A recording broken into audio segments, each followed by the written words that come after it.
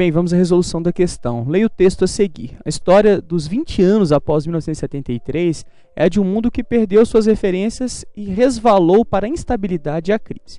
Só no início da década de 1990 encontramos o reconhecimento de que os problemas econômicos eram de fato piores que os das décadas de 1930. Em muitos aspectos, isso era intrigante. Por que deveria a economia mundial ter se tornado menos estável? Os problemas econômicos da década de 1930 citados no texto derivam, entre outros fatores, alternativa A, dos fortes investimentos sociais e da mobilização revolucionária na América Latina, em especial no México, que impediram a exportação de produtos industrializados estadunidenses para a região. Na verdade, a Revolução Mexicana acontece em 1910, o que não estaria diretamente ligado ao contexto abordado na questão, que reporta a década de 1930. Alternativa B, do conjunto de reformas financeiras e sociais realizadas na União Soviética após a Revolução de 1917, que fechou os mercados do bloco socialista aos países capitalistas do Ocidente.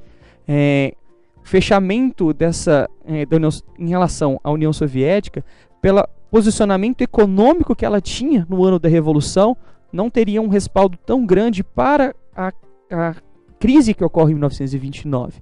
Levando em consideração que os mercados começam a estar interligados, a Rússia não seria um protagonista econômico a ponto de gerar uma crise financeira não só nos Estados Unidos, mas que também teria resquícios em outras partes do mundo.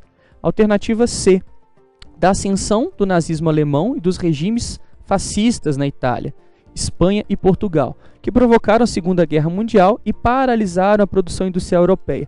Na verdade, a ascensão desses regimes está muito ligado ao contexto da crise e não necessariamente se tornou o motor dela.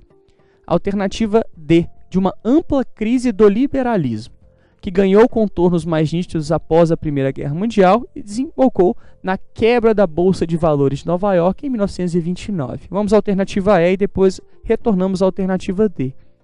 Do forte crescimento da Alemanha na passagem do século XIX para o século XX e da acirrada competição comercial e naval deste país com a Grã-Bretanha e com a França. A crise dos anos 30, na verdade, não estaria ligada a esse contexto. Há, de fato, uma disputa entre esses países até o contexto da Primeira Guerra Mundial. Com o fim da Primeira Guerra Mundial, a Alemanha já não se torna mais um protagonista tão grande na economia mundial. Na verdade, ela sofre muitas consequências em relação à guerra. Então, o contexto da crise estaria localizado em outro lugar e não na Alemanha. Voltamos então à alternativa D. De uma ampla crise do liberalismo, de fato, o aumento da produção, o interligamento entre setores financeiros e comerciais do mundo inteiro e a superprodução que gerou a quebra da Bolsa de Nova York é que vai fazer com que a década de 30 seja uma década voltada para a crise não só do liberalismo, mas uma crise econômica de países interligados a esse sistema capitalista, com países e novos sistemas que vão tentar resolver o problema da crise, como o caso do New Deal, ou nos Estados Unidos, ou no caso dos regimes totalitários na Europa, ao longo da década de 30, que tentam amenizar isso com maior participação do Estado e com políticas mais nacionalistas. Então a alternativa correta é a alternativa D.